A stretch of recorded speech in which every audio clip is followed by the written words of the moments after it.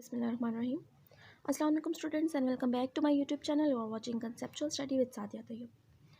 जी students, आज का जो हमारा टॉपिक है वो है steps to solve a biological problem.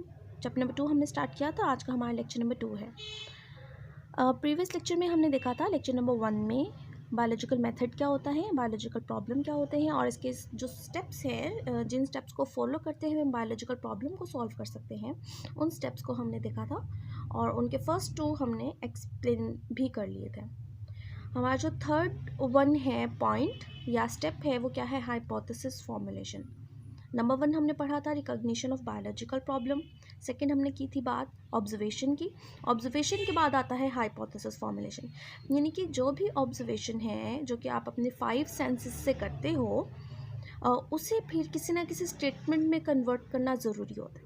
एक क्वेश्चन वाली स्टेटमेंट हो जाए या एक सिंपल स्टेटमेंट हो जाए कि जिसके बाद फर्दर आप उसे प्रोसीड कर सको और एक्सपेरिमेंट की तरफ लेके जा सको। ठीक है, तो हाइपोथेसिस फॉर्मुलेशन या हाइपोथेसिस की डेफिनेशन क्या है? इसकी डेफिनेशन है the tentative explanation of observation is called as hypothesis.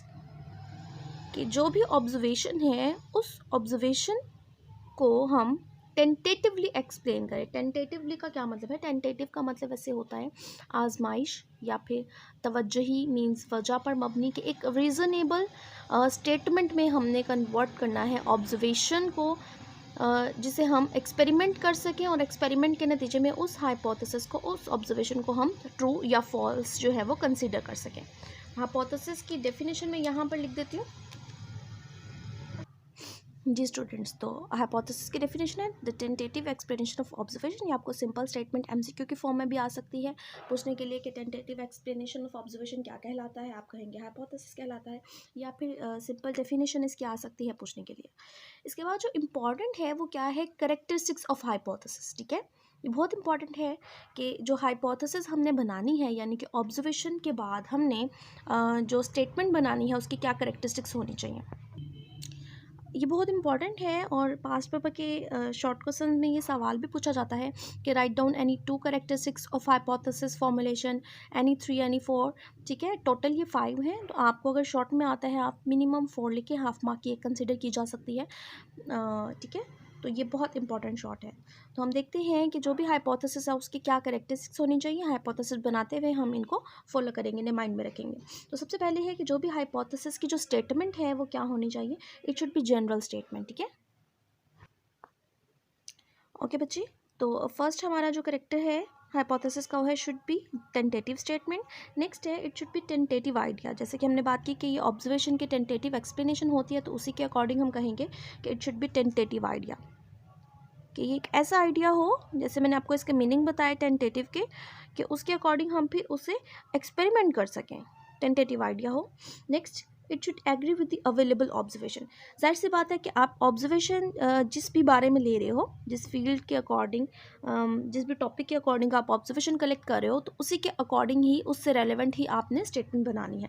तो it should agree with available observation.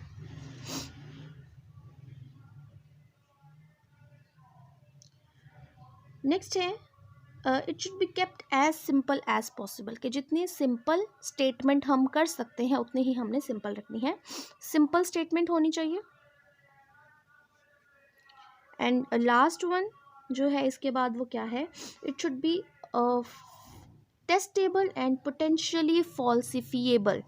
Testable हो कि हम एक्सपेरिमेंट के नतीजे में इसका टेस्ट कर सकें कि ये करेक्ट है या नहीं करेक्ट, और फिर ये फॉल्सिफिएबल भी हो सकती है। फॉल्सिफिएबल मीन कि ये गलत साबित भी हो सकती है। बेटा यहाँ पे एक इम्पॉर्टेंट एमसीक्यू है आपकी एक्सरसाइज का, जो कि पास्ट पेपर में भी काफ़ी दफ़ा आ चुका है। वो क्या है, आपसे स्टेटमेंट पूछी जाती है कि हाइपोथेसिस के बारे में कौन सी स्टेटमेंट गलत है, तो आपको ऑप्शन मिलेगा इट मस्ट बी करेक्ट, तो वो ऑप्शन आपका जो है वो करेक्ट होगा उससे रिलेटेड। मीन्स कि जो हाइपोथेसिस है, हाइपोथेसिस के बारे में हम ये बात नहीं कहते कि हमने एक ऐसी स्टेटमेंट बनाई है कि जो गलत साबित हो ही नहीं सकती, यानी कि इट मस्ट बी करेक्ट। ये स्टेटमेंट जो है वो हमने यहाँ पर देखिए करेक्टरिस्टिक्स में नहीं पढ़ी है। यानी कि हाइपोथेसिस कोई सी भी सिंपल स्टेटमेंट है और वो सिंपल स्टेटमेंट हमने अपने माइंड से अपनी रीजनिंग को यूज़ करते हुए बनाई है, और वो जो है हम कोशिश ज़रूर करेंगे कि हमारी जो हाइपोथेसिस है वो गलत साबित ना हो, लेकिन ये गलत साबित हो भी सकती है, ठीक है। और लास्ट में हाइपोथेसिस से रिलेटेड जो इम्पॉर्टेंट बात है वो क्या है कि जो भी बायोलॉजिस्ट हाइपोथेसिस बनाने लगता है वो बनाने से पहले रीजनिंग यूज़ करता है, ठीक है। Biologist used reasoning to form hypothesis, ठीक है। ये बहुत इंपॉर्टेंट एमसीक्यू भी है, इसलिए मैंने आपको बता दिया यहाँ पे। तो इस हमारे टॉपिक में से अब तक क्या चीज़ इंपॉर्टेंट है, ये एमसीक्यू की फॉर्म में आ सकता है, डेफिनेशन की फॉर्म में आ सकता है, कैरेक्टरिस्टिक्स जो है इंपॉर्टेंट शॉर्ट की फॉर्म में आ सकते हैं, और ये वाला एक एमसीक्यू मैंने आपको बताया यहाँ पर, और ये भी दोनों इंपॉर्टेंट एमसीक्यू। नेक्स्ट आ जाता है डिडक्शन। अब डिडक्शन क्या है, बेसिकली जो भी हाइपोथेसिस हमने बनाई है वो हाइपोथेसिस करेक्ट है या नहीं है, या उससे रिलेटेड फिर हमें एक्सपेरिमेंट परफॉर्म करना पड़ेगा।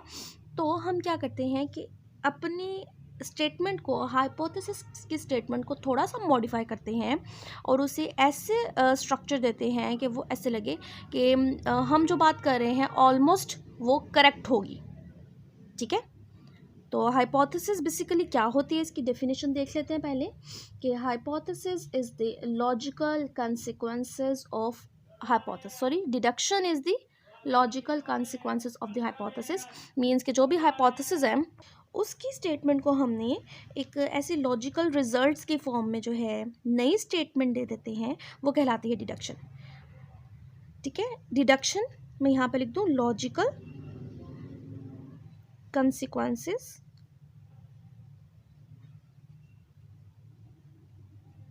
Of hypothesis. और हाइपोथेसिस में बेटा यहाँ पर एक इम्पॉर्टेंट बात है कि यहाँ पर हम इफ़ एंड देन का यूज़ करते हैं, इफ़ एंड देन, कि हमने जो भी स्टेटमेंट को हाइपोथेसिस से डिडक्शन में कन्वर्ट किया, ये दो वर्ड्स यूज़ करना इसलिए ज़रूरी है क्योंकि हमने उसे एक ऐसे स्टेटमेंट में चेंज किया है कि हम खुद ही उस स्टेटमेंट का रिजल्ट भी बताना चाहते हैं, ठीक है, कि अगर हम ऐसा करेंगे तो फिर ऐसा होगा, हम पहले से ही जो है प्रिडिक्शन करना चाह रहे हैं, ठीक है। इसकी जो बेस्ट एग्जांपल दी हुई है वो आपकी डिडक्शन के टॉपिक के बिल्कुल सामने बॉक्स जो बना हुआ है उसमें एक्सप्लेन की हुई है।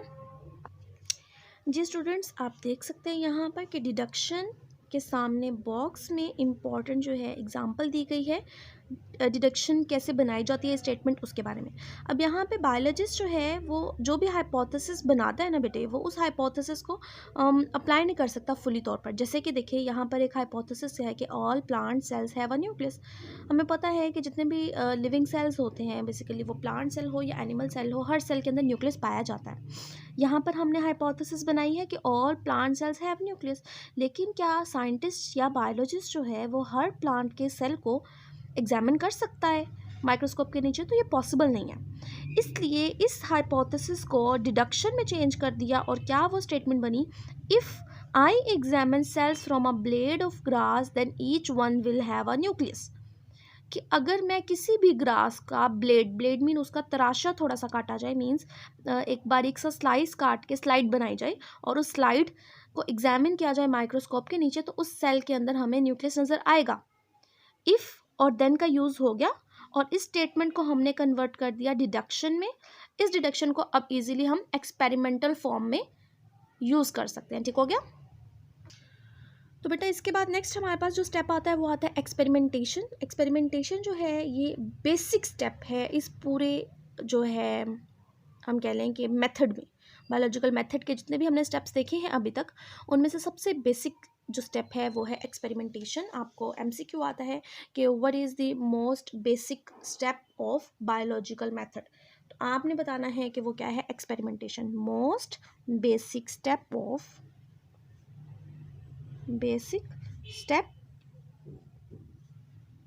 और ऑफ बायोलॉजिकल मेथड,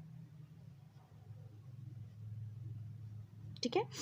अब इसमें किया क्या जाता है, जो भी हमने डिडक्शन बनाई है उसके अकॉर्डिंग हम दो ग्रुप्स बनाते हैं। और उन 2 ग्रुप्स को हम एग्जामिन करते हैं और उसके नतीजे में हम फिर बताएंगे कि हमारी जो हाइपोथेसिस थी वो ट्रू है या फॉल्स है। वो जो 2 ग्रुप्स हैं वो कौन कौन से होते हैं? एक होता है एक्सपेरिमेंटल ग्रुप और दूसरा होता है कंट्रोल ग्रुप। ठीक है, कंट्रोल ग्रुप क्या है? वो ग्रुप जिसे हम नेचुरल या जो भी एनवायरनमेंट देनी चाहिए वो देते हैं, नॉर्मल सब कुछ। एक्सपेरिमेंटल ग्रुप में हम क्या करेंगे कि कोई भी चीज़ हमने जो नई चीज़ ऐड की है या हमने कोई चीज़ स्किप करके हम देखना चाहते हैं कि ये चीज़ ऐड करके या स्किप करके क्या रिजल्ट्स आते हैं, तो वो एक्सपेरिमेंटल ग्रुप कहलाएगा। ठीक है, हम नेक्स्ट जो है अपना टॉपिक जब स्टडी करेंगे स्टडी ऑफ मलेरिया, तो वहाँ पर जब एक्सपेरिमेंटेशन का स्टेप आएगा ना तो आपको बहुत अच्छे से समझ आ जाएगी। ठीक है, तो जो भी हाइपोथेसिस थी या डिडक्शन थी उसे बार बार टेस्ट से गुजारा जाता है, बेसिकली एक्सपेरिमेंटेशन से गुजारा जाता है, ये फाइंड आउट करने के लिए कि क्या वो फॉल्सिफाई होती है या फिर ट्रू जो है कंसीडर होती है। तो अगर वो गलत साबित नहीं होती है तो फिर हम कहेंगे कि हमारी हाइपोथेसिस जो हमने ऑब्जर्वेशन के नतीजे में बनाई थी वो करेक्ट है। और अगर ऐसा हो कि वो फॉल्सिफिएबल हो जाए तो हमें अपना सारा जो है वो प्रोसीजर फिर से स्टार्ट करना पड़ेगा, नए सिरे से हमें ऑब्जर्वेशन करनी पड़ेगी, दोबारा से बहुत ज़्यादा गौर व फिक्र करने के बाद फिर से न्यू हाइपोथेसिस और फिर एक्सपेरिमेंटेशन तक आना पड़ेगा। ठीक है, कंट्रोल ग्रुप और एक्सपेरिमेंटल ग्रुप का मैं आपको मज़ीद डिटेल में बताऊंगी जब हम पढ़ेंगे मलेरिया के बारे में। ठीक है, क्योंकि वहाँ पर एक्सपेरिमेंट में एग्जांपल भी आ जाएगी हमारे पास, तो ज़्यादा अच्छे से समझ आ जाएगी कि कंट्रोल ग्रुप क्या है और एक्सपेरिमेंटल ग्रुप क्या है। नेक्स्ट है summarization of results. Summarization of, जी बेटा, नेक्स्ट जो है 2 पॉइंट्स हमारे रह गए थे, क्या है? समराइजेशन ऑफ रिजल्ट्स है और रिपोर्टिंग द रिजल्ट्स है। समराइजेशन ऑफ रिजल्ट्स का क्या मतलब है कि हमने हाइपोथेसिस को ट्रू या फॉल्स करने के लिए कोई एक आधा एक्सपेरिमेंट नहीं किया जाता, बहुत ज़्यादा एक्सपेरिमेंट्स किए जाते हैं। ठीक है, मतलब 50 के अमाउंट में, 100 के अमाउंट में, कि बार बार हमने एक्सपेरिमेंट करते गए हैं, उसके बाद हम कहेंगे कि या ये करेक्ट है या गलत है। ठीक है, तो जो एक्सपेरिमेंट किए गए उन एक्सपेरिमेंट्स का एवरेज निकाला जाता है। ठीक है, इसलिए यहाँ पर वर्ड यूज़ हुआ है समराइजेशन ऑफ रिजल्ट्स, कि हमने अपने एक्सपेरिमेंट का क्वांटिटेटिवली या फिर क्वालिटेटिवली जो भी है हमने उसके रिजल्ट्स जो है वो निकालने हैं, उसके लिए हम क्या करेंगे, उसकी समराइजेशन करेंगे। ठीक है, सम अप करेंगे या एवरेज निकालेंगे उन सब एक्सपेरिमेंट्स का। फिर रिपोर्टिंग द रिजल्ट्स आ जाता है। अब रिपोर्टिंग द रिजल्ट्स क्या है कि हमने जितने भी एक्सपेरिमेंट किए उस सारे के सारे एक्सपेरिमेंट के नतीजे में हमें पता चल गया कि हमारी हाइपोथेसिस ठीक थी, हमने रिजल्ट्स भी बना लिए। अब उन रिजल्ट्स को हमें चाहिए कि हम क्या करें, लोगों के सामने पेश करें। अब जो भी बायोलॉजिस्ट है जिसने जो भी नया काम किया है, कोई भी फाइंडिंग्स की है, तो वो अपनी फाइंडिंग्स को सेमिनार्स में जो है बता सकता है, डिफरेंट कॉलम्स में लिख सकता है, स्कूल्स या कॉलेजेस में बच्चों को, स्टूडेंट्स को, अपने कलीग्स को बता सकता है। अब ये क्यों ज़रूरी है? एक सवाल आता है कि रिपोर्टिंग द रिजल्ट्स जो है वो क्यों ज़रूरी है। तो ये इसका इसेंशियल पार्ट है बायोलॉजिकल मेथड का। और वो क्यों है? बिकॉज 2 पॉइंट्स आते हैं यहाँ पे। पहला पॉइंट है, it allows other people to verify the results, कि जो दूसरे लोग हैं जब वो देखेंगे हमारी फाइंडिंग्स को, तो हो सकता है कि वो भी अपने तौर पर उस फाइंडिंग को मज़ीद रिगरस टेस्टिंग से गुजारे, एक्सपेरिमेंट करें। तो जब अदर पीपल भी उसे करेंगे एक्सपेरिमेंट्स, तो क्या करेंगे, उनके नतीजे में भी हमारी जो हाइपोथेसिस है मज़ीद स्ट्रॉन्ग हो जाएगी और मज़ीद वेरीफाई हो जाएगी। ठीक है, और apply the knowledge to solve the problem. हमने एक मेथड बता दिया कि ये बायोलॉजिकल प्रॉब्लम थी, उस बायोलॉजिकल प्रॉब्लम को इन स्टेप्स के ज़रिए से सॉल्व किया जा सकता है।